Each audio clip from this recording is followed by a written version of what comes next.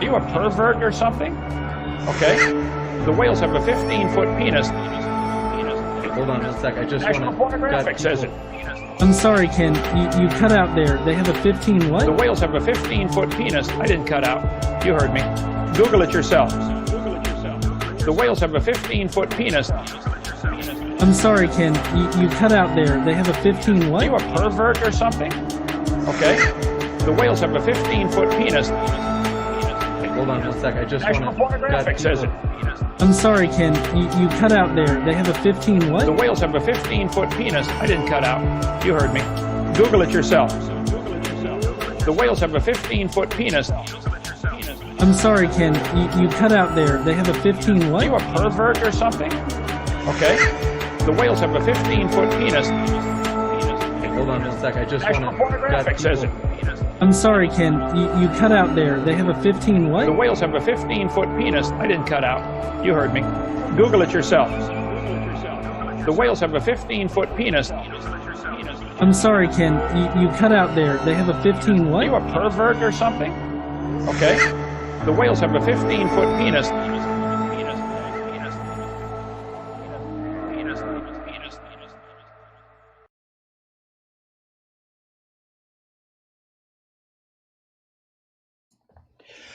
What's up, heathens? How y'all doing? So today we are going to be doing another call-in thing. If you guys don't remember, I did this last year, kind of around about this time. I was going to do a lot more with it, but apparently, other things kind of got in the way. And so I had to put it on hold, but I think that we're at a good spot to where we can do it again. Trinity Radio is in the live chat there, which I guess they're kind of curious about this. And they're asking, so not like 100% Cartesian certainty, right? No, because I don't think there's anything in history that's 100% certain, at least in the context of the history that we're talking about. So it's definitely not 100%. I'm just saying more likely than not, which if you wanted to gauge some kind of percentage to it, I mean, it would have to be sort of like a super majority, I guess, maybe, or something like that, which I think is like, I don't know, 75%. I don't know what a super majority is, the specific number. I know what it is, but you understand what I'm saying. But in any case, so if you guys want to talk to me, want to call in, you guys can go right on ahead and call me. I do believe that the lines are open. So it's I spelled it with the letters. It's 256-634-6984. So I hope that isn't your personal phone number. You'd leave yourself a bit open for trolling if it is. Well, if I tell you that it's my personal number, will you call and leave messages? Because you can leave messages on there. But I mean, there are people that regularly like to try to say that I don't know what I'm talking about, or that think that I don't, I can't support my particular position. So I'd really like to hear from somebody that that can actually substantiate their position. Tyler B says that he might. Okay, then if I'll treat you with respect if you come in here there, Tyler. Explain the whale penis, please. So to explain that, basically I had a debate with Kent Hovind, and in the debate, for some reason, he brought up the evolution of whales. The evolution of whales got brought up, but for some reason he brought up whale penises. And so he talked about how they had 15-foot whale penises. So, yeah.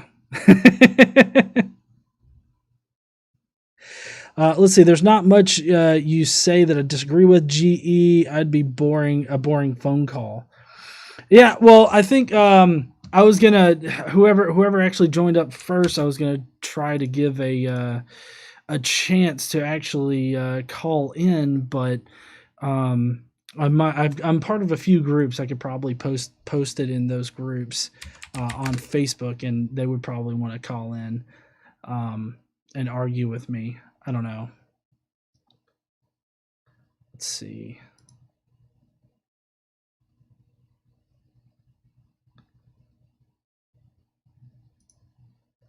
Let's see, who else do we got? Tracy McGrady, he is agnostic. Okay. Who is?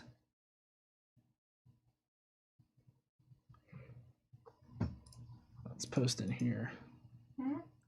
I'm going to post this somewhere.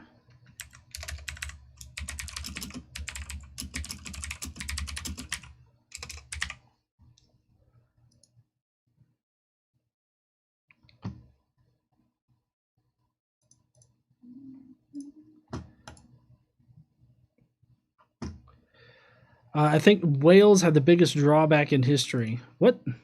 See, Jesus does exist. Now, he and my cousin changed my mind. They're not going to call, they know you'll make them think. Yeah, I don't know. So far, I don't have any calls, which maybe I should try to call the number and make sure that it's working. You want me to call the number? You can call the number. What's the number? 256-634. Oh, wait, hold on. There's one in there's a caller in there. So sorry. All right, let's see. So we got a caller. Hello? Hey, Tyler? How you doing there, man?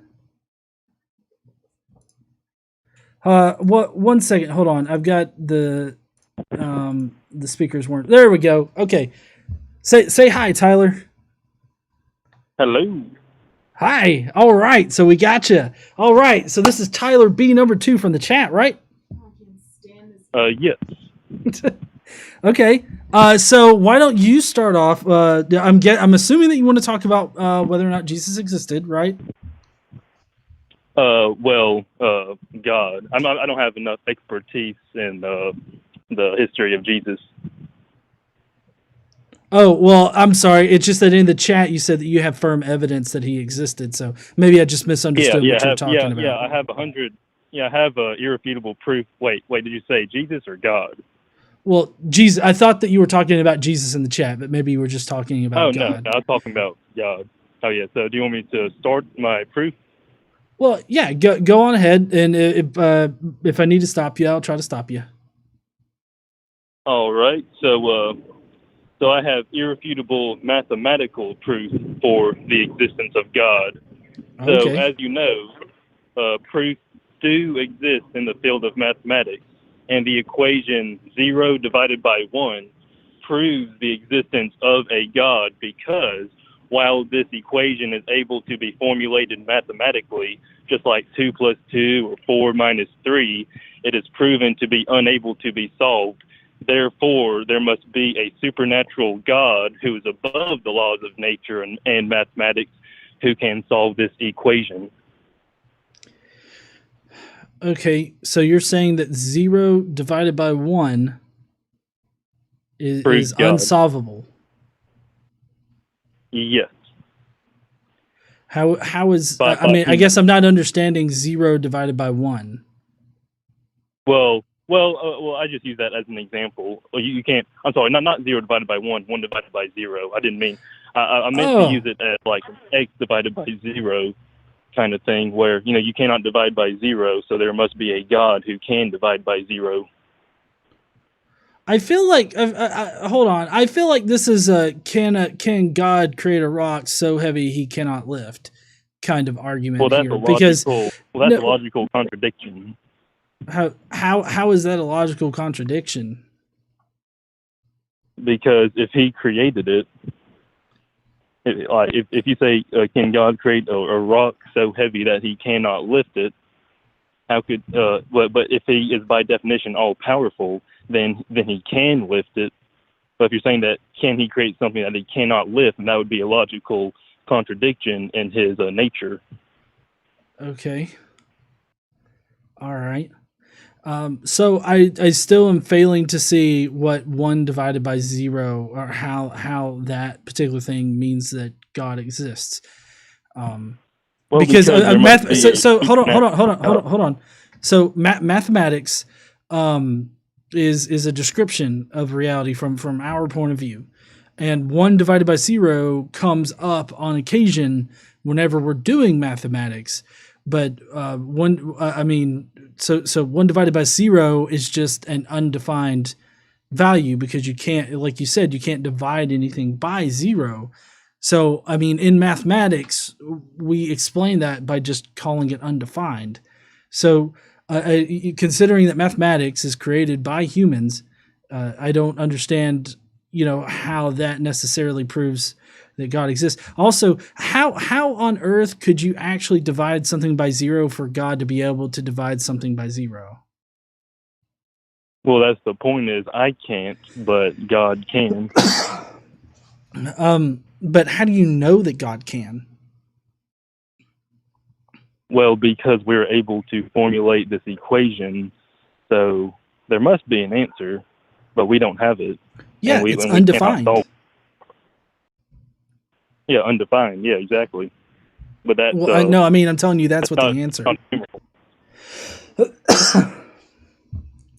So, sorry. Do you have another piece of evidence, because this is not very compelling whatsoever? Yeah, no, that was kind of my whole argument. That's the whole reason why you believe in God.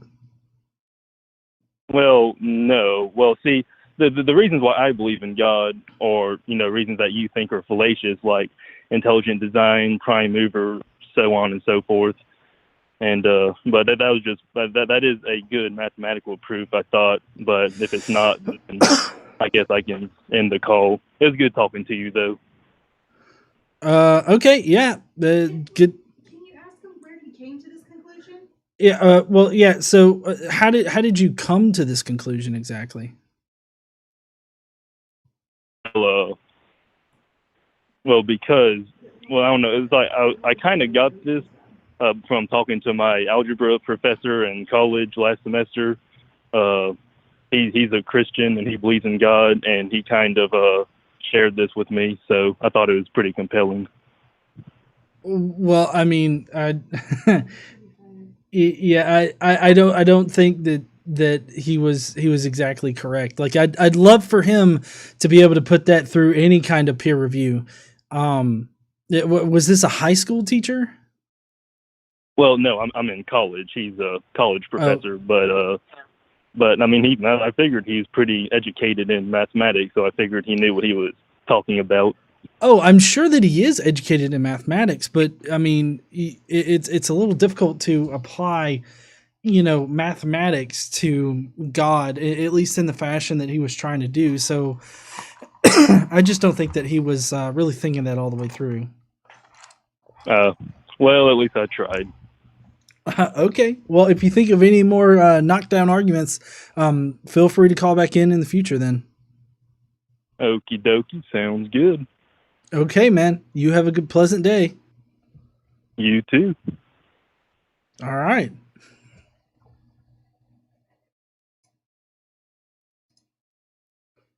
Okay. So we know that things work.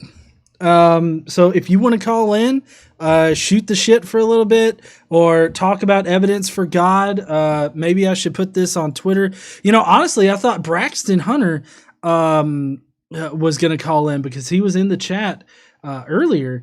So I guess not though. Let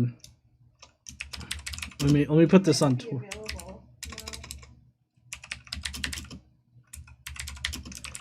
Anyone want to prove God or Jesus? Call 256-634-6984.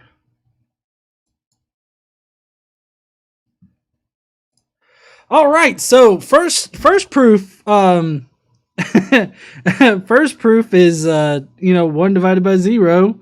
Sorry, Tyler. I mean, I'm still pondering over that. I really don't know why any mathematics professor or teacher, for that matter, would think that would prove God. Ooh, Longhornful says Richard Carrier is a cult. I deleted that. You don't make fucking fucking claims like that. Yeah. Well, Longhornful, if you want to call in and maybe try to substantiate that bullshit claim, then fine. Otherwise, you cannot, I guess. And honestly, I think that kind of looks bad on you. I like how everybody says that this particular question, whether or not Jesus exists, is a pointless discussion to have. I don't think it's a pointless discussion to have. I think that it's a very good discussion to have. I think that we should have good evidence for, historical figures. And just because a lot of people think that Jesus did exist does not inherently mean that he does exist. You have to support it with evidence. And, sadly enough, there's just no evidence to support the conclusion that Jesus did exist. You can call in with any proof of God, like Tyler tried to do. So this guy said, can you find any academic articles that Richard Carrier did? I mean, I don't know. He wrote a fucking peer-reviewed book. Oh, he's got a whole book of peer-reviewed articles. It's called Hitler, Homer, Bible, Christ. He compiled all of his professionally peer-reviewed and published work in Hitler, Homer, Bible, Christ, and he has a plethora of them. So, I mean, yeah, sure, you could shit on him, but it's not gonna work out for you. All right, so we got another caller in the queue. All right, hello, caller. How are you doing today? Oh, this is I Longhorn. So I just hesitated because English is not my first language. I have an accent, so I hope you excuse that. But hello, can you hear me? Oh yeah, I can. Hi, how are you doing?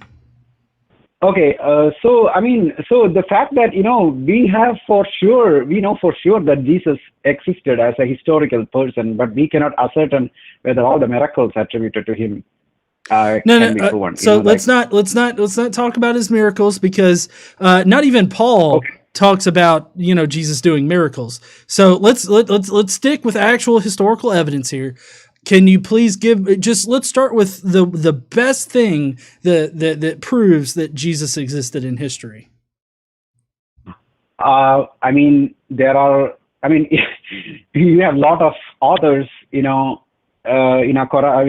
corroborating his existence, right? Like you have all these writings from Tacitus, Josephus, Serapion, then all the fathers, Okay. So sorry.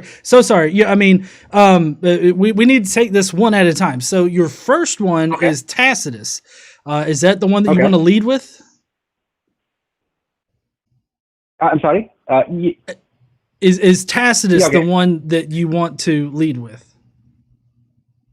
Okay. Yeah. Sure. Okay. So let's start with Tacitus. Tell me what you know about Tacitus and his writing. Okay. Tacitus was a Roman historian, and he was I think it's like a very. I don't know what to say that. Like he's authenticate. I guess he's a reliable historian. Like he's trustworthy? You can say that. There is no reason to say he's not trustworthy. Why do you think so? Do you think he was forged or something? Well, no. That's not at all my position. So wait for me to tell you what my position is. So I know. Okay, this mysticism, Jesus mysticism, it's a cult. It's like a very no. You're not going to do this. You're not going to do this. I will mute you if you start doing this. Stop that. What we're going to do is discuss the evidence that you have for Jesus existing. Can you please not go into the whole mythicism is a cult thing or any of these ad hominem type of arguments? Can we just agree on that? Yeah, sure. If you watch. Okay. Good. No. Hold on.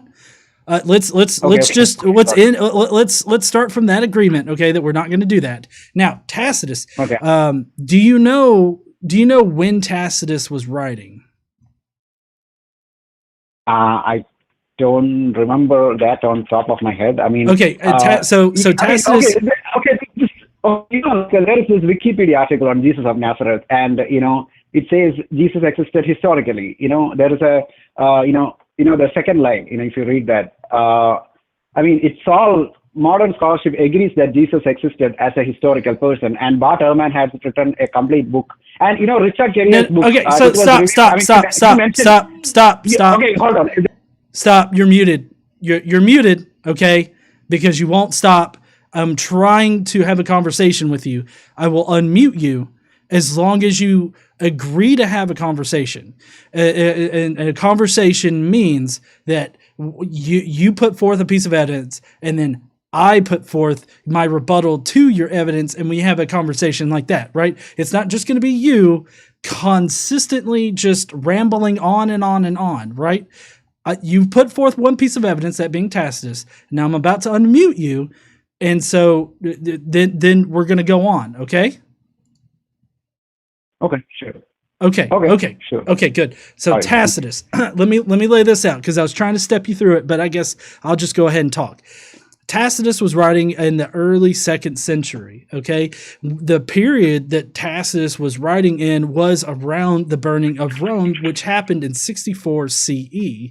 And Tacitus is actually the only person that we have attributing, that has Nero attributing the fire or blaming the fire on the Christians. All of the other sources concerning this particular bit do not actually identify Christians at all. Next, even if we take Tacitus at face value, all that does is place Christians in Rome in 64 CE. Okay, I have no problems whatsoever with Christians being in Rome or even being blamed for setting the fires that started the burning of Rome in 64 CE. That still does not get us to a historical Jesus actually existing. Now, the part in Tacitus, one part is clearly interpolated, and it's been shown 2 separate times that it was the Christus, or the not Christus, but the Christians that it says in there was actually originally Christians. That has been conclusively proven through forensic evidence, right? So it's actually Christians, and then it does say Christos, but that is argued to be an interpolation due to the evidence of it regularly being confused with Christus and Christus, those two being regularly refuted. But regardless, even if it originally said Christus, it still doesn't make sense that he would call them Christians and then Christus. Huh? Well, I mean, he's the one that honey, just let me do this. And so there's an interpolation later on when it starts talking about the very Christian specific things, right? So those particular Christian things, nothing in there is actually independent from the Gospels. But even if it was Tacitus that wrote that part, he was getting his information from Pliny the Younger. He could have gotten that bare bones kind of information from Pliny the Younger, who was interrogating Christians in the next province. So that's my explanation for Tacitus. Do you have any thoughts on that? So you think so? I mean, if we cannot prove Jesus, then we cannot even prove Caesar or Aristotle or anyone. No. We're not talking about other historical figures, and plus, I mean, we could go on a whole long rant about other historical figures. What do you think about Tacitus being proof that Jesus existed? I mean, most people agree that Tacitus was a reliable historian, and he. Okay, I don't care what most people think. I mean, scholarship. Most scholars. I mean, so you think that there was a Tacitus is not reliable? Okay. No, I'm not saying Tacitus isn't reliable. That's not what I'm saying. I'm not saying that Tacitus is reliable. What I'm saying is that even if Tacitus at face value is true, that still doesn't get us to a historical Jesus, because Tacitus wouldn't be independent of the Gospels. Okay. Okay. Okay. So, what is your next reference? I heard Marabar Serapion in there. Yeah. Okay, I've got an entire video on Mar Bar Serapion, but can you please explain the evidence that Mar Bar Serapion presents? I mean, I don't remember on top of that head, but the existence of Jesus, I mean, speaking like, and I mean, all the scholarship, like all the academic journals, peer-reviewed journals, all journals on NT, New Testament, they agree unanimously that Jesus existed, and I cannot Based go on into what evidence? specifics of Yeah, I mean, you look at so Richard Carrier published a book, and it was reviewed thoroughly by the academia. You know that, right? Who? By the Richard academia. Richard Carrier's book was peer reviewed. Also, No. there's a growing number of scholars out there that disagree that the evidence for Jesus existing is as solid as people like to think. But also, you realize that you're using a fallacy whenever you argue this way, right? What do you mean? Can you explain? The fallacy is called argument from authority. Now, this is regularly confused with the argument that an argument from false authority, but that's not what I'm talking about here. When your piece of evidence is that the authorities or a lot of people agree that something existed or is true, then that means that thing exists or is true. And that's exactly what you're saying. I mean, if we all agreed that a big purple dinosaur walked around the United States, would you think that a big purple dinosaur actually walked around the United States?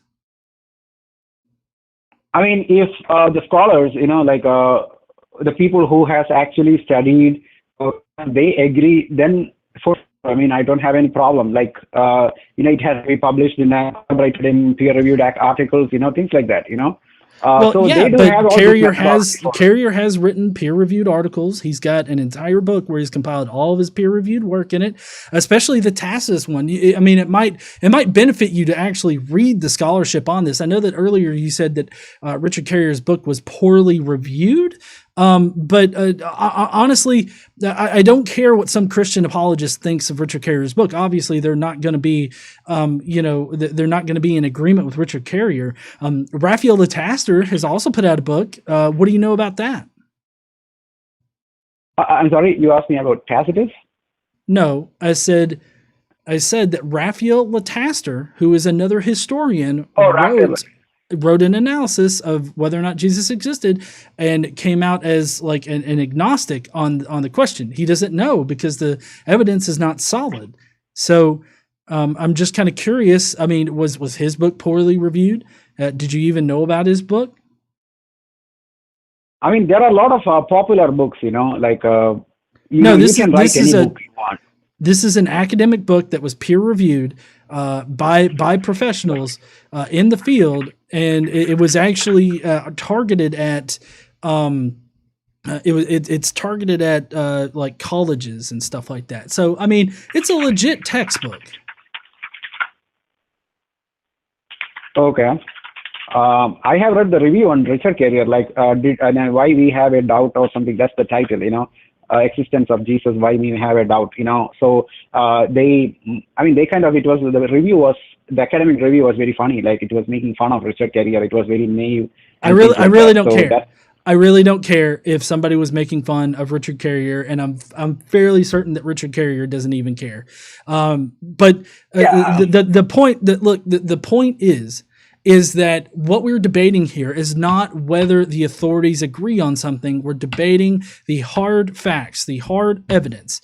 You gave Tacitus, that's not good, because even if it is not interpolated, and Tacitus wrote that, all it does is get us to 64 CE. So then you mentioned Mar Bar Serapion, who was also not a good, and this is even by like Robert Van Voorst, agrees that Mar Bar Serapion is not independent of the Gospels, because Mar Bar Serapion would have got his information from Christians that he was around. I'm not sure who else that you talked about, but maybe you could throw down some more evidence instead of just appealing to the authority. There are there is like other church fathers, right? I mean, you can say they have a bias, but who has a bias? Oh, like, the early church fathers, like all these, like, Oh, the church what's the word? fathers. How Like, can the yeah. church fathers provide us with evidence that Jesus existed? I mean, I don't see any reason because, all these hostile conditions, for Christians to, for such a faith to grow. So, why would why would something grow? Hold on, go ahead. Oh, okay. I was saying, like, would people die for something fictitious? Like, I mean, all these, all these hostile conditions that Roman Empire was throwing against Christians, and would you think they will die for some nonsense? Why do you obviously assume there would that? be some, Well, hold on. Let there me push were back a no, little bit. Let me push back a little bit. Why do yes. you assume that they believed in something that they didn't feel was true? Don't you agree that you can believe something to be true and it not actually being true? Yeah, that is possible. But Okay, obviously okay. there should be some, yeah. Let me ask this. Do you think anybody was an eyewitness to Jesus physically existing on earth? Oh, okay. Can I call back? How long you guys are on? I will call you back later. I have to go right now. Sorry about that. Okay. I mean, I'll be on Yeah. for a little bit. If you can call back, call back. I'd really love to hear your answer. Okay, sure. Okay, thank you so much for having me. Okay. Okay, thank you. Okay. Hello? All right. So, I don't know if he was in the middle of his workday or something like that. He could have been. I don't think that he rushed off because of any particular question that I had. So if anybody else has some evidence that Jesus existed, I would love to hear it. If you can. Jude Kane 726. I'm not prepared for that. I mean, I'm a little disheartened because of the fact he really just wanted to come on and just spout off that mythicism is a cult, Richard Carrier's a cult, and just basically dog mythicism. And I here's one thing about the historicist side that I really don't understand is that there's so much toxicity coming from it. And honestly, that just makes me like question it more. Like, why are you being so toxic about it? Because I mean, that guy, he wanted to get really toxic, but I wasn't going to let him do that. There's no reason to bring toxicity into this. There's no reason for us to have like angry conversations over this particular topic. Oh yes, sorry, Daniel. CC or super chatted. I'm sorry, I'm not available to call in. Do you think David is a historical character? I do believe that we found some documents or something. Maybe not documents, but we've definitely found evidence that David was a king of Israel at some point. So I do believe that David is a historical figure. Moses, Abraham, and all them, they definitely were not historical figures, which I know Tyler B in the chat there, he thinks that Moses and Abraham and all them were historical figures, but there's literally no evidence for them in history. So, but yeah, so that was an interesting conversation. I hope that he can call back in. Let's see, similar. Oh, yes, Robert Adsit said similar thing happened in the Moses debate, as I recall. Yeah, so that's a really interesting point to bring up, is that early in the 20th century, it was originally thought that Moses and Abraham and basically the biblical model for the Israeli history was accurate, right? But in fact, it's not. Through various historical finds and other things like textual analysis of the Pentateuch, we've been able to determine that Moses probably wasn't a real historical figure, and it took a long time for that particular consensus to be formed, which it is now the consensus, but we're just now starting to see people who are questioning whether or not Jesus existed in history. Let's see, Hellbound Hillbilly says, can I use Jesus to prove the existence of Frodo? Sure, why not? Uhan Roderick says random super chats. Let's see, Lucas Hampton says perhaps it's because Christianity seems to be inherently anti-science. Possibly. E. Law Chess says the toxicity is because they know their position of historicity is weak. I don't know. Maybe. I just, for some reason, it really does like ding a certain part in there and makes people want to be toxic. I don't understand it. So I don't know if there's anybody else that wants, I don't know if you've got some evidence for, God existing or anything like that. Please feel free to call in. I Longhornful can call back in if he wants to. We can continue our discussion, I guess. Well,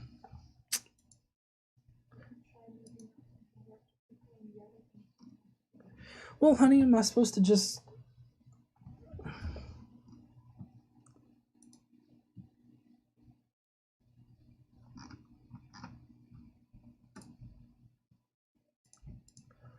Bill Herber's my answer is flat out no. Good. Astronaut says Christianity is definitely inherently anti-logic and reason. Sometimes it can feel that way. Twiddle your thumbs, GE.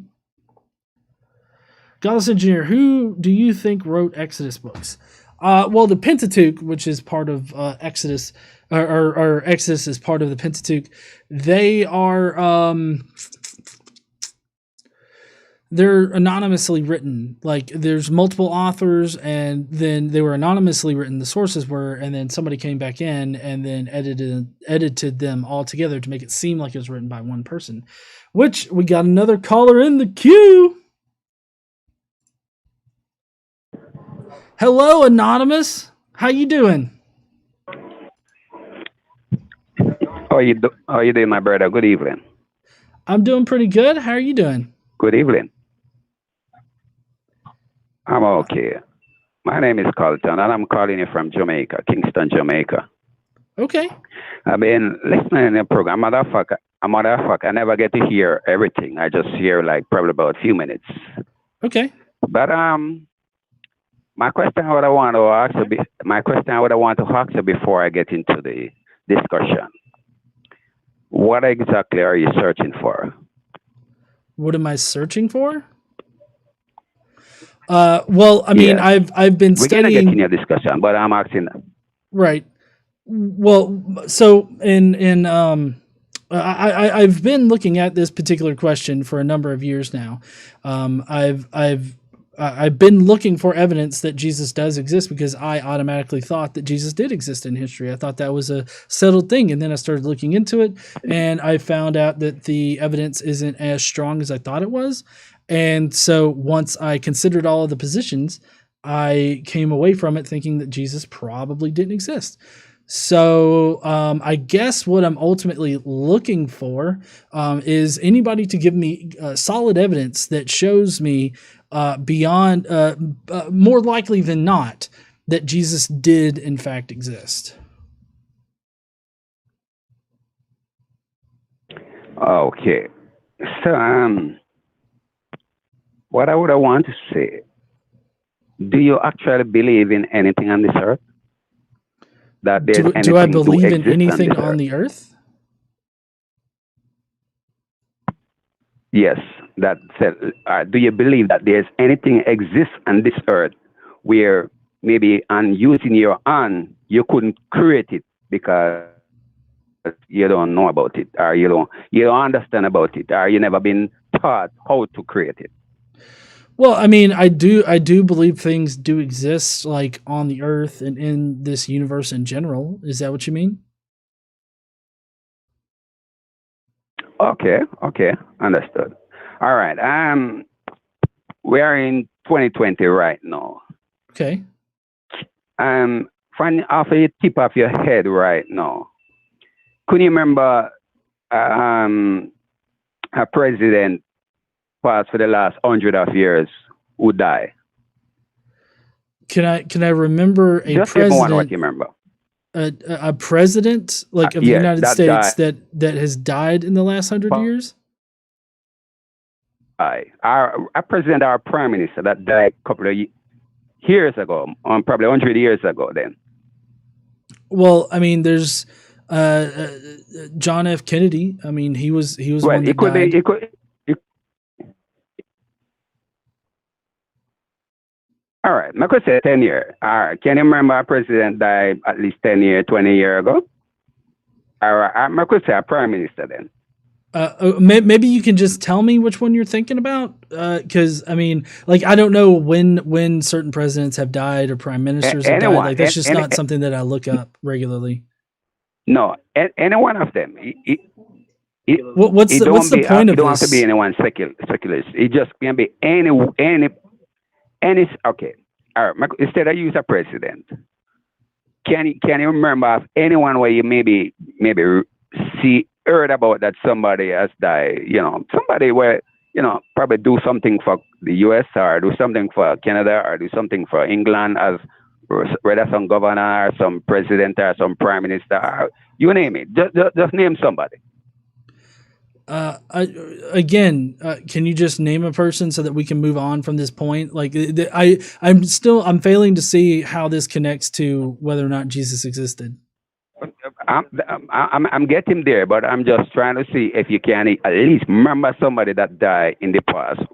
Okay, you want to use one of? Do you remember if one of your family member or one of your best friend died 20 or 15 years ago? I don't understand why you're having me I mean, anybody could have died. Joe down the street from me died last year. Let's move on. Okay, all right then. As much as it last year, again, I try and see if I can use that one, even though that one is pretty close. If that person was a celebrity, a singer, maybe that person either have a book out there, don't it? I'm so sorry. I didn't understand what you were asking.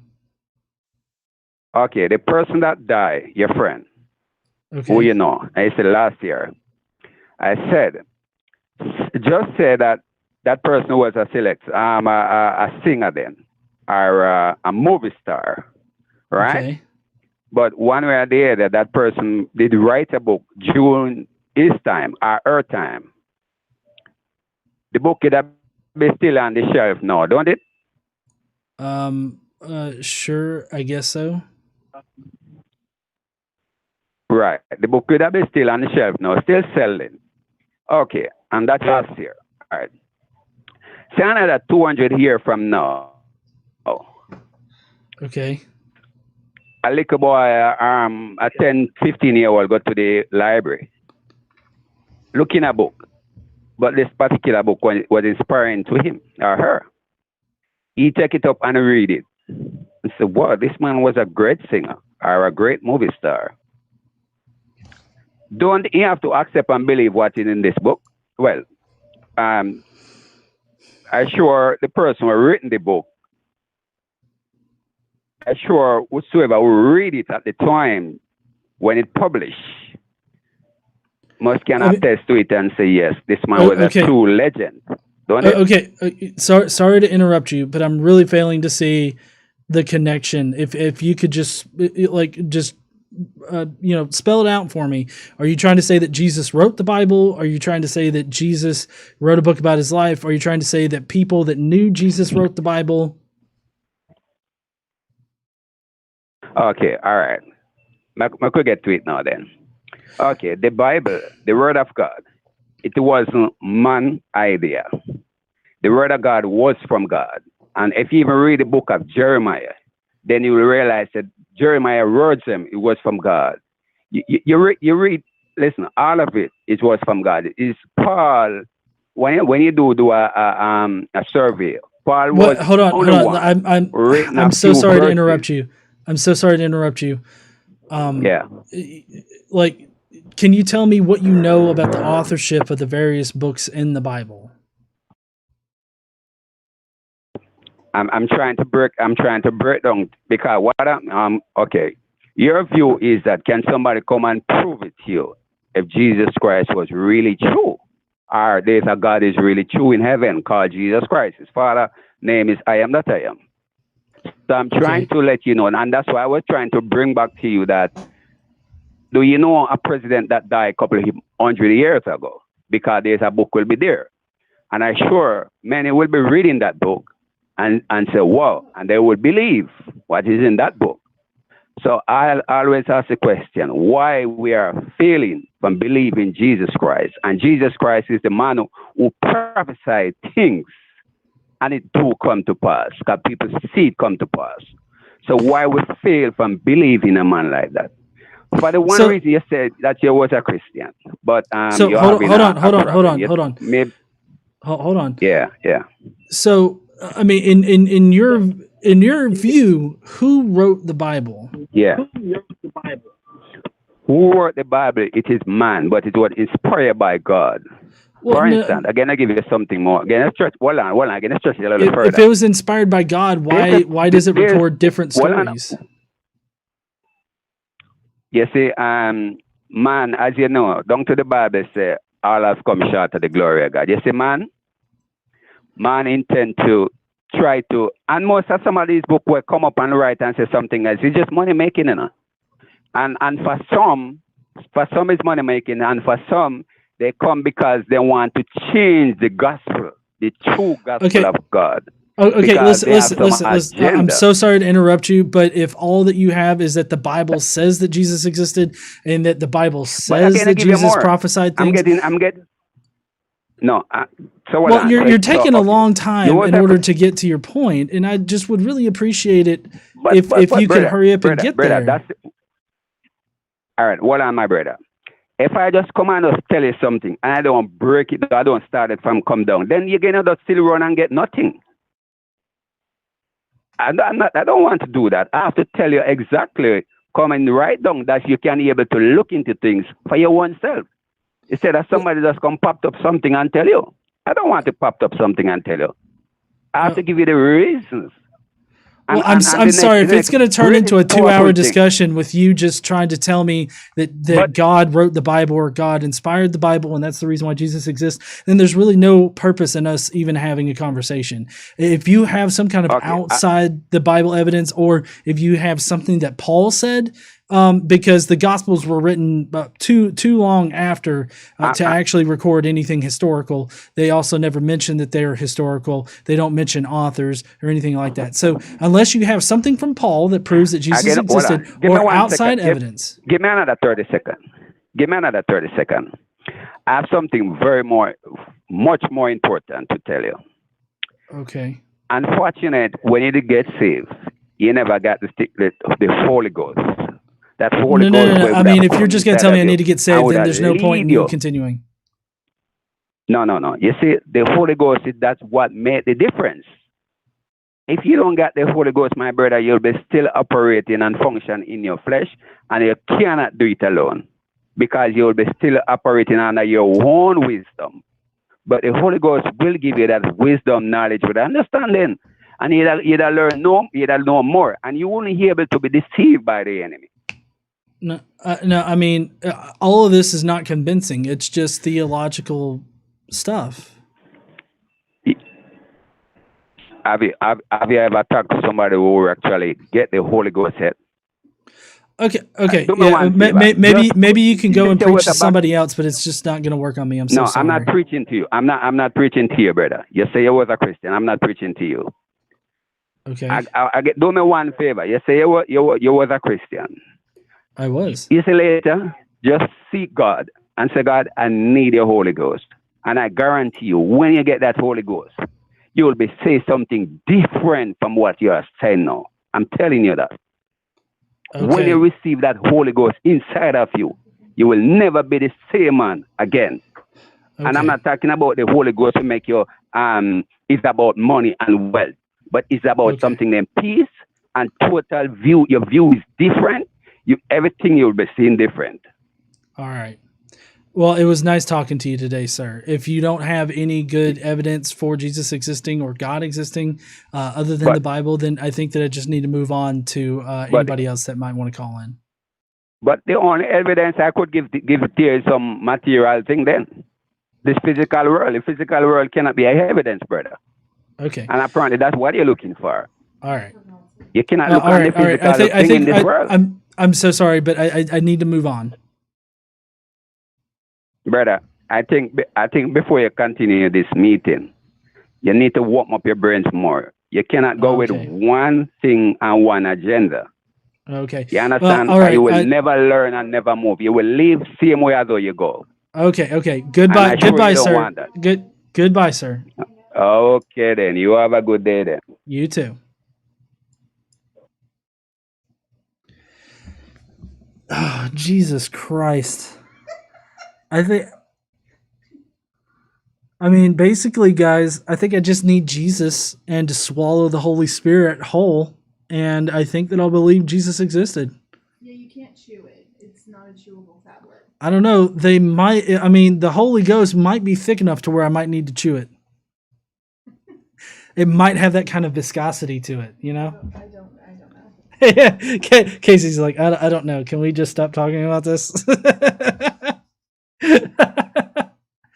All right. So we've got a total of 3 lines open that people could call in if you want to. This has been an interesting day so far. Let's recap real quick. We've got Jesus or God being proven with 1 divided by 0. And then we had another guy. Another guy said that Tacitus proves it, and then he just wanted to be toxic about mythicism. And then the final guy took the slow way into, trying to tell us that we just need Jesus, guys. Yep, get saved. We got another caller on the line. Hello, caller. Hello. How are you doing? I'm doing good. Good. So, can you guess who this is? Can I hear you? Yeah. No, can you guess who this is? Can I guess who this is? Oh, this is Daniel? This is Daniel. Yeah. Okay. Hi, everybody. So, I had a quick question. I threw it through the chat a little bit ago, but you might have missed it. But I was wondering, what is the most compelling evidence that someone has been able to bring to the table since you've been debating this topic or been looking into it? Right. No, And that's how compelling was it? Yep. That's a really good question, because the best evidence I think that does exist for Jesus existing in history is actually Paul's work, mainly because Paul's work is vague enough to where you could make an argument for either way. But me personally, I feel like all of the evidence kind of nudges that needle over the side and actually shows us that he didn't consider Jesus to be a historical person. Another big thing for me, though, is that he doesn't record any kind of historical connection to Jesus, just a celestial one or hallucinations, and so that's as close as that we can get to it. But I think that would probably comprise the best evidence that anybody could hope to give for the existence of Jesus. Yeah, that's kind of what I'm feeling like too. You know, as I look into it and all that stuff, that's the best one we have. It's not too great of evidence. And whenever I was talking to a friend a while back, this was before I got out of religion. Yep, I got a little buzz, so I'll jump off after a little bit. But anyway, whenever I was talking to a friend before I was coming out of religion, he said, he didn't believe Jesus existed, and it's not recorded anywhere outside of the Bible. And I'm like, it kind of made me think a little bit. Mm-hmm. But it was, definitely got me kind of thinking along those lines. Yeah, how I kind of started down the path was that I was arguing in Facebook groups for the idea that Jesus did exist. And I found myself, needing to bring up actual evidence. And so I went looking for actual evidence, and I just didn't find any. And that's when I stumbled upon, the mythicism stuff, and I started reading it, and I'm like, oh crap. He probably didn't exist. And so, that's kind of how I came to my particular conclusion now. yeah. But all right. Well, I'm gonna hop off here. We're getting ready to eat here soon.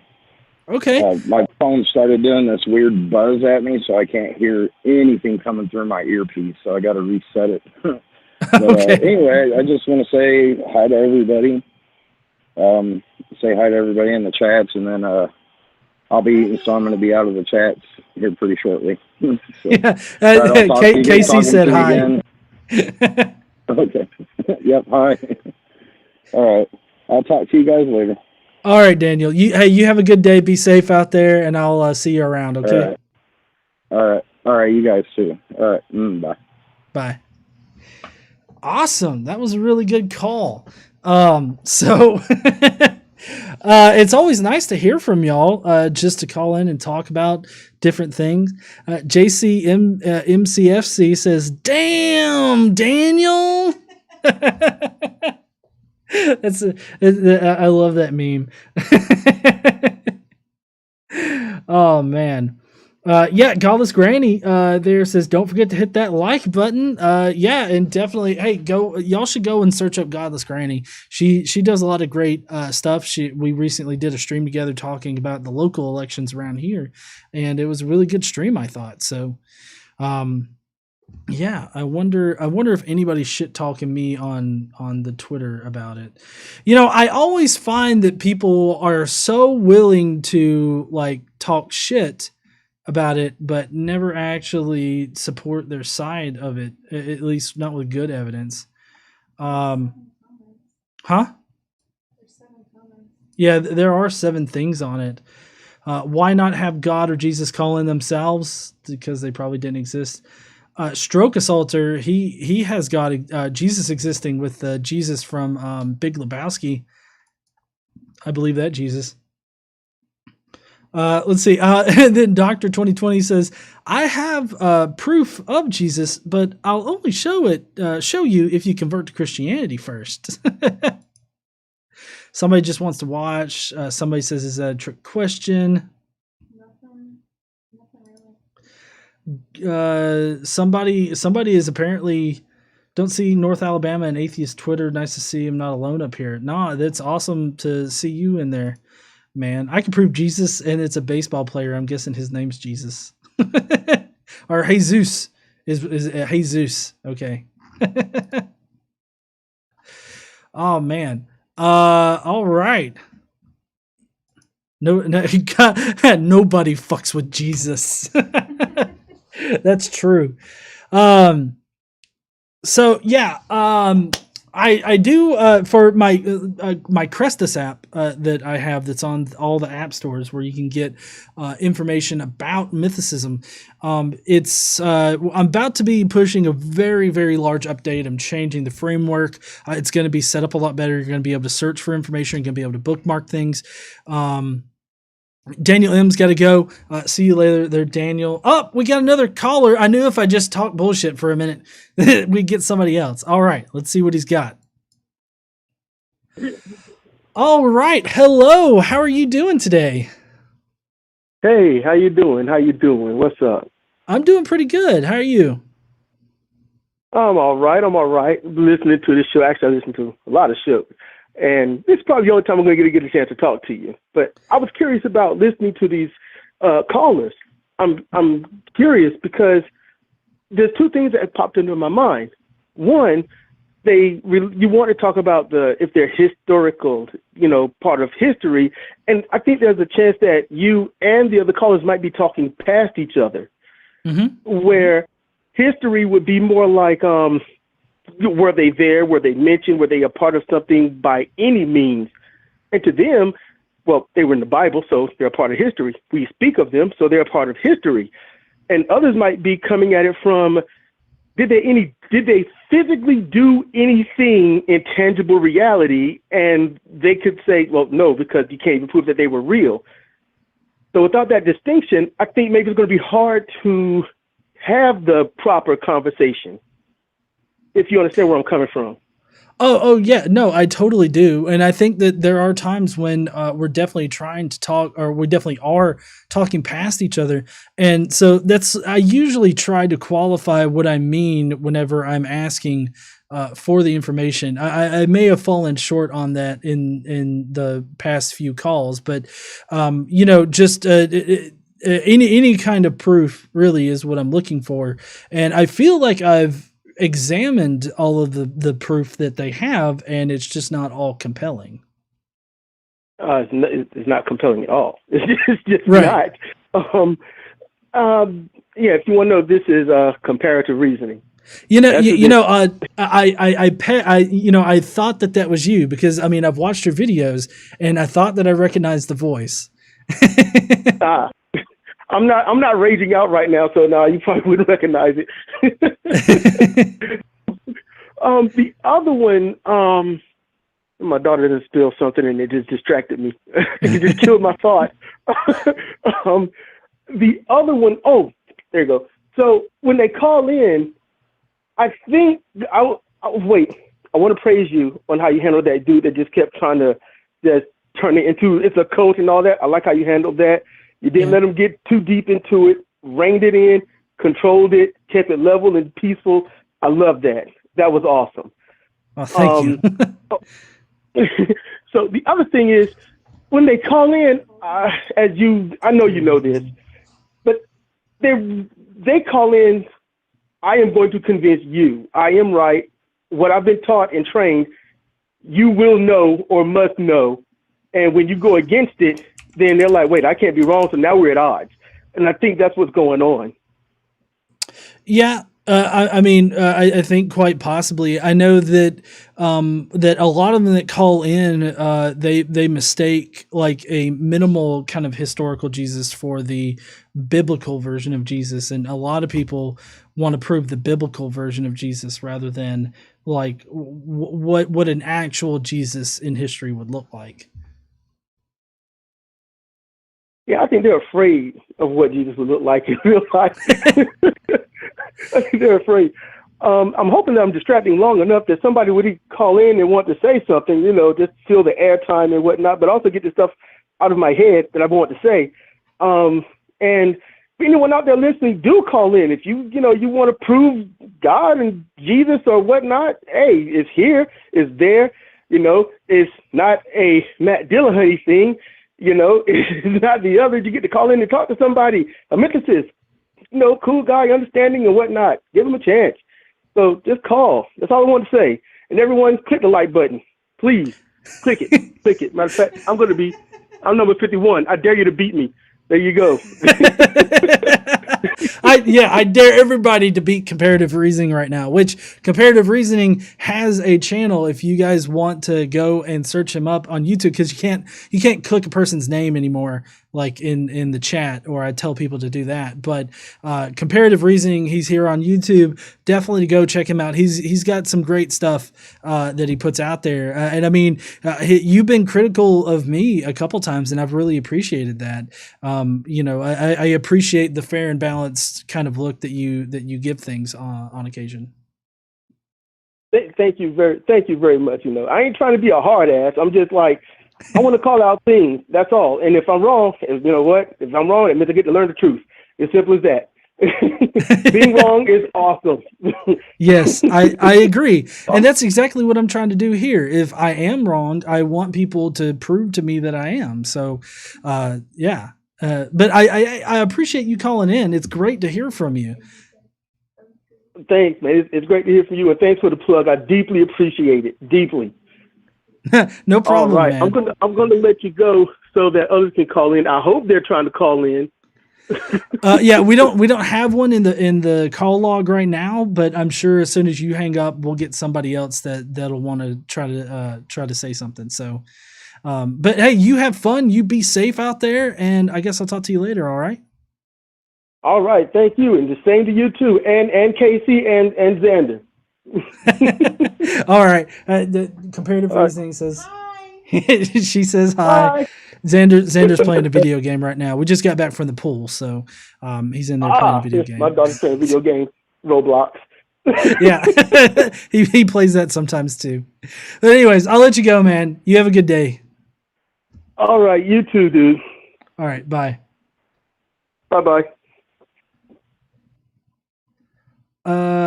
Okay, so if you guys want to call in, if you think you got some solid evidence for Jesus existing or God existing or being real, please call in. I'd love to discuss with you anything that you might have to say. Let's see. There was a metalhead question, huh? Are you going to go for about 20 more minutes? Yeah, probably. Metalhead says, GE, can you discuss your viewpoint of a mentioned Jesus in writings and the biblical Jesus character? This is a very clear distinction. It's something that kind of touched upon in comparative reasoning's call. There's a vast difference between a historical Jesus or a Jesus that would appear in writings and the biblical Jesus. The biblical Jesus is highly mythologized or euhemerized, actually, where they take this fictional character and they write a bunch of stories about him. But there's a lot of miracles and everything in the Bible. It's very fantastical in the Bible, even starting from Mark. That's not the historical Jesus that we're talking about. What we're talking about is the minimal historical kind of figure of Jesus, and that would just be any kind of reference to a Jesus that supposedly did healings and all that, or was a preacher or a rabbi, an apocalyptic preacher or anything like that, that had a significant enough following to later on garner continued support and at least into the time where Paul took it on and then advanced his own theology of Jesus. Which isn't much to really ask for. I mean, any kind of reference in history to it would be good, and would definitely prove the mythicist position wrong. But I just don't think it exists out there. So we got another caller. Let's see. Hello, how are you doing today? Hey, what's up, bro? How's it going? I'm good. It's going good. How are you? I'm doing all right. We went to the pool earlier, and now we're just kind of hanging out at home. Awesome. Man, love your content, bro. Oh, thank you. I was just going to ask, apparently you're definitely on the side of this virus is legit and we should all wear masks.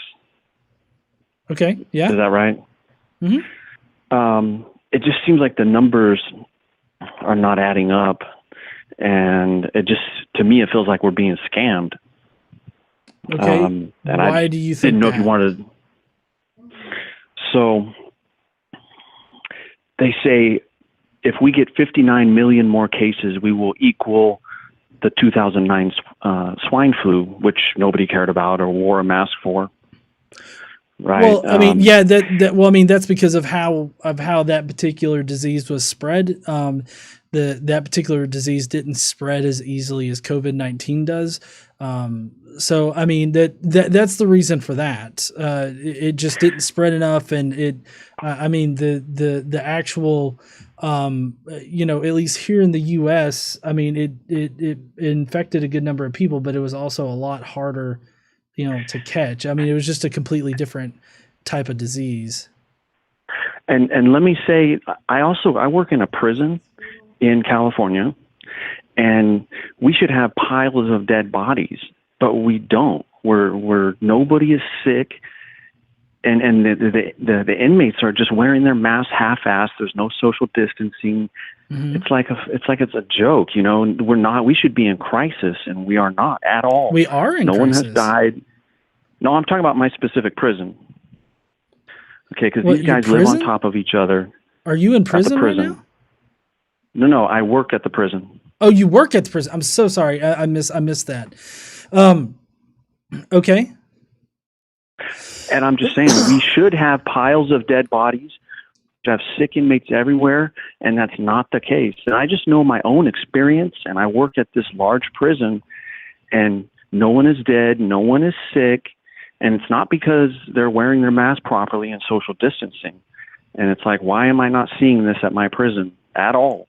And I should be. Well, I mean, if you knew anything about how diseases spread, just because you're not experiencing it doesn't mean that other areas are not experiencing it. I mean, right here in my own home state in Birmingham, the hospitals are full up on their their hospital beds.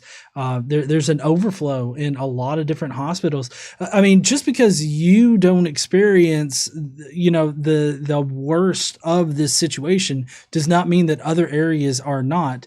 You saying that you should be seeing bodies pile up kind of indicates that you have knowledge of how this virus is going to affect each individual person. Just because people aren't showing symptoms or aren't sick does not necessarily mean that they are not infected with the virus, as we've seen, because it spreads asymptomatically. There are sometimes people don't even know that they have it and they never have symptoms. So it's really hard to say that you're not experiencing anything, but also it's even more important for not so much the inmates, but anybody coming in from the outside, like the guards, anybody that works at the prison, and anybody visiting the prison, adhere to the strict guidelines of social distancing, wearing a mask, and all that kind of stuff, because you could get it from the outside and bring it inside. Now, if that were to happen and it gets into the general population of the prison, then you will see a lot of people start getting sick. If you're not already, if you don't already have people that are infected. Do you know if you've done the COVID-19 tests on all of your prisoners? They've only tested prisoners that are considered at risk. Right. And they have tested on the second round of mandatory testing for staff. Okay. And it's kind of, here's what they're doing. If you, as a staff member, come up positive, you're going to be told to quarantine at home for 2 weeks. Yep. But I found out today that 2 weeks starts from the day you took the test, which is a week ago. And it's ridiculous, because now you're telling me I tested positive a week ago and I've been around all these people. Mm-hmm. And so my 2 weeks quarantine is not 2 weeks. It's only 1 week that I get paid leave, because the quarantine 2 weeks starts when the test was taken, which is ridiculous. Why is it ridiculous? And because the 2 weeks should start right away. I mean, well, yeah, but that day that once the day that you're told. Well, yeah, but once you are tested, you are considered positive until they can prove you're not. Sure, but I'm saying from that point that you're told you should get 2 weeks paid off quarantine, but they don't. They start your 2 weeks from a week prior when you were tested, and so in reality, you only get like a week off of quarantine time, and then you come back to work. Well, I mean, you've already been quarantined for a week. If you had it, hold on. No, you should be quarantined as soon as you take the test. They're not making them quarantine. So you're not being quarantined as soon as you take the test. Are you there? I'm here. Are you there? Hello? Hello. I don't know. Maybe you muted me. I don't know why I'm talking. If you can't hear me. Oh, are you there? I can hear you now. Oh yeah, Hello? I'm here. Okay, it was breaking up. Sorry about that. Oh, that's okay. So I mean you're telling me that they're not quarantining you as soon as you take the test. No, because the results take a week. Oh, okay. Well, no, I sorry. Here in North Alabama, once you take the test, you're in quarantine until you get a feedback from it, and then and then you're told as to whether or not you should continue in quarantine. Because if you take the test, then you have it, and normally it takes about 2-3 weeks or so for it to run its course. So I mean, I think that. Well, I do agree with you that if that if they're not having you quarantine until you get a positive, then you should be quarantined for 2 weeks after they tell you to go into quarantine. So, I mean, sorry, I misunderstood your situation. Let me just shift because I think it's so funny. I had an officer, actually he was a sergeant, about 2 months ago. He was begging me not to take the coming mark of the beast. He said it would be here in a couple of months, and he's begging me not to take the mark. And I had another officer today telling me the mark of the beast is coming. And I said, okay, what is the mark of the beast? And he starts talking about the vaccines. And I said, how is a vaccine the mark of the beast? And you're telling me that warrants eternal torture by taking a vaccine?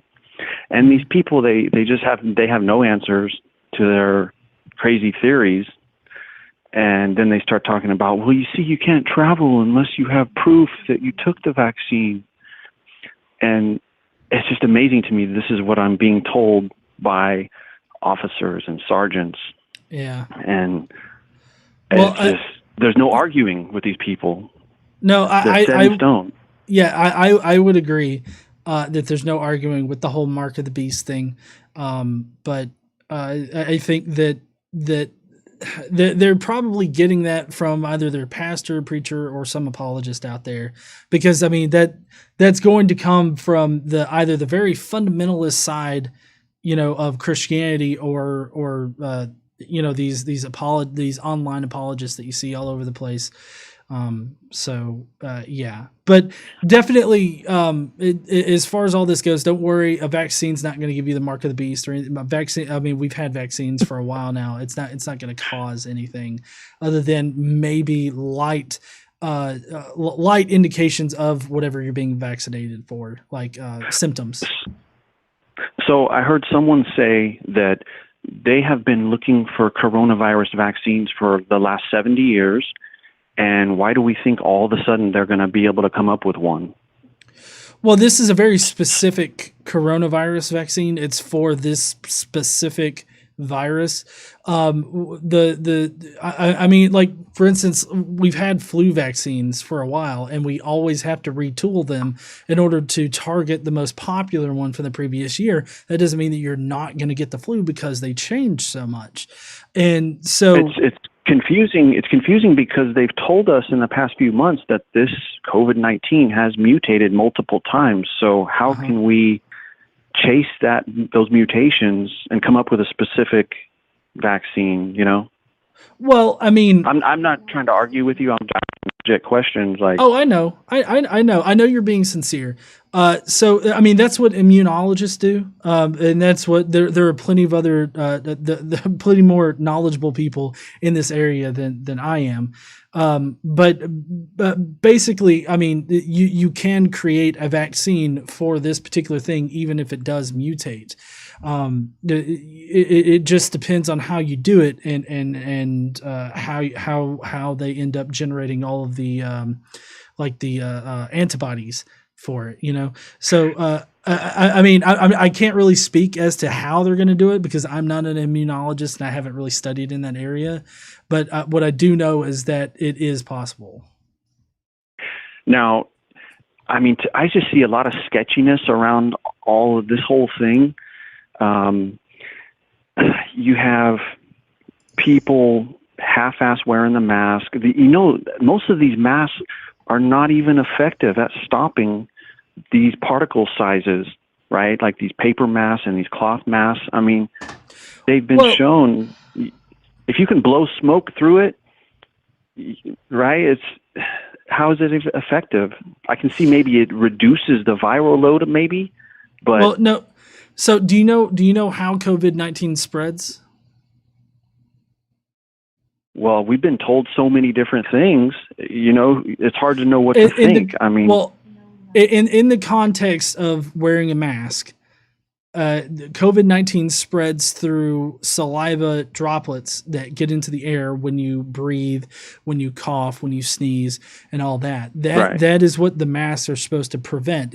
What it does is it reduces the basically the affected area. That when you sneeze, cough, breathe, anything like that, it reduces the area in which those those droplets can actually travel and they escape. So it just reduces that. Sure. Are you still there? Yeah, I'm here. Oh, okay. You remember they told us when it can get in through your eyes. But Well, I apparently mean, that's yeah, if not a somebody thing. if somebody sneezes in your face and the saliva gets in your eye, that's, I mean, it's the same thing with kind of a similar thing is with getting HIV or any bloodborne pathogen. I mean, if you have somebody that's bleeding that is HIV positive and they fling blood on you and get it into your eye or into your mouth or anything like that, you have a high likelihood of contracting the disease. So, I mean, it's a similar situation to that. The other thing that I heard is that the virus starts out strong initially, and as it spreads through the population, it's just weakening as it's mutating. And maybe that's what's happening. No, I mean, I don't exactly see that. I know recently there was a study that found that a mutation occurred that actually made the virus a lot harder to kill and hardened it a little bit. So I really don't think that it's like starting out strong and then weakening as mutations happen. I guess I just don't see that. But then again, I haven't really looked into how it's spreading or the quality, I guess, of the virus. It's still very much infecting a large number of people, and it's still killing a large number of people. So I do have last thing. Okay, last thing. Oh. There were some doctors who were saying that, you know, from birth we are exposed to these viruses and germs and such, and that's what builds up your immune system. And once you start sanitizing your hands all day long and wearing a mask all day long, you are taking that away and actually weakening your immune system. Well, I mean, that I know that has been proposed, and I think that there might be some merit to that. I haven't really researched that, but definitely, the less you are exposed, you know, to viruses, the less chance that your immune system has to build antibodies against viruses. So, yeah, I mean that could possibly be a thing, but it's also still very important for you to like wash your hands, you know, be sanitary and everything like that. Sure. I think that is really just getting at the people that are a bit germophobic and try to act like every place should be a clean room and isolate themselves from germs altogether. You do have a natural virome, which is like a group of bacteriophages that live inside you, and they attack bacteria and stuff like that. So, I mean, I don't think that anybody should go out there and be a germaphobe exactly, but they should definitely practice, good hygiene, good sanitary conditions. Make sure you wash your hands after you use the restroom, and do your best, to not like touch everything when you're out everywhere, because you don't know who have touched things and everything like that. So. Anyways, if that's the last thing, I do have another call on the line, and that's going to be our last call for today. So unless you have something else, then I think I'll. Hey, bro, you're cutting out, but this is, I go by the handle Kronos. By the way, I've commented on some of your stuff, and I just enjoy your content. Thank you, bro. Oh, thank you for calling in, care. man. You too. Take care. Thank you.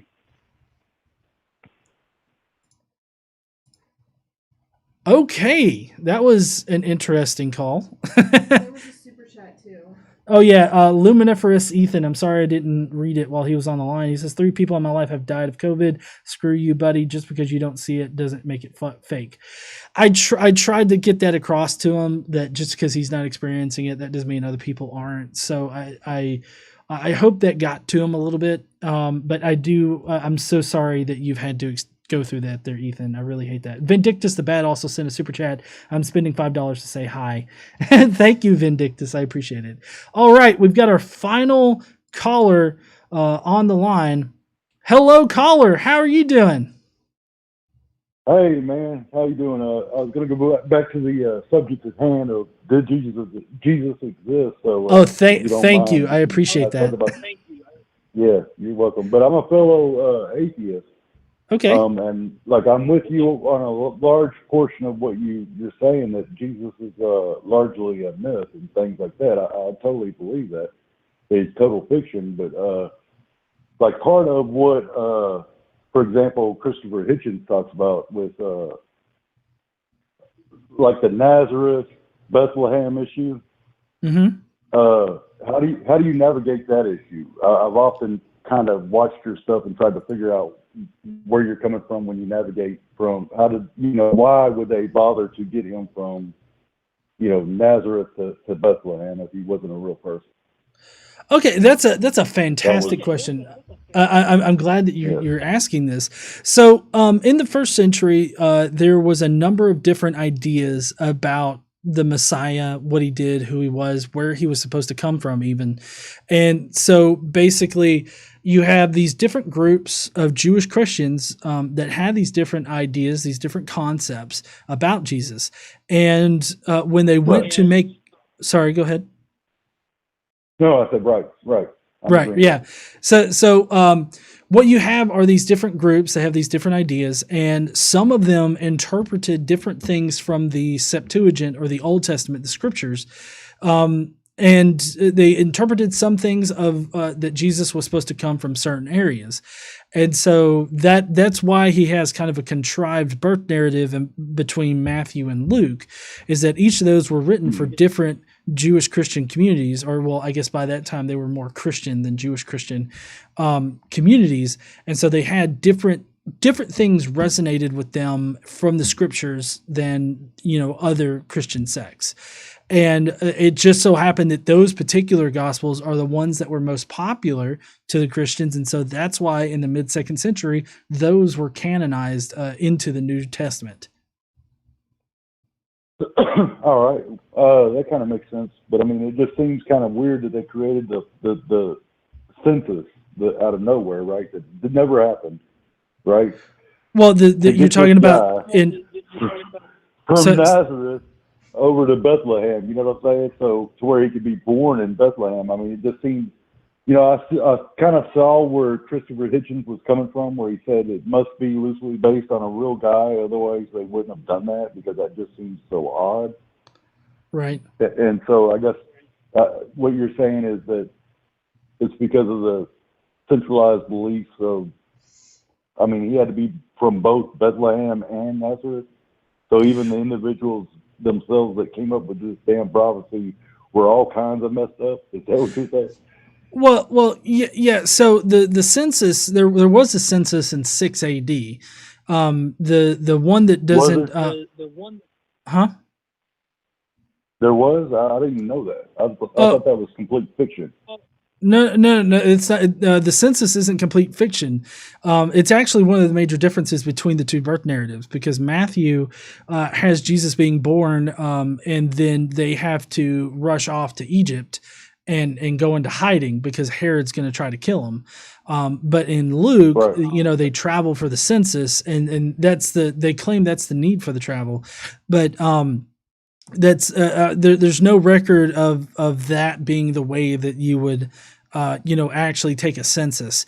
I think that the reason why they had him go there in order to be counted in the census is because Jesus is supposedly connected to David, and this is another thing that is kind of confusing, and I think is at least on my side about this, is how they contrived a lineage for Jesus, because Matthew has one lineage and Luke has a completely different lineage, and they're tracing back from Joseph, and there's literally no reason to trace any kind of lineage from Joseph.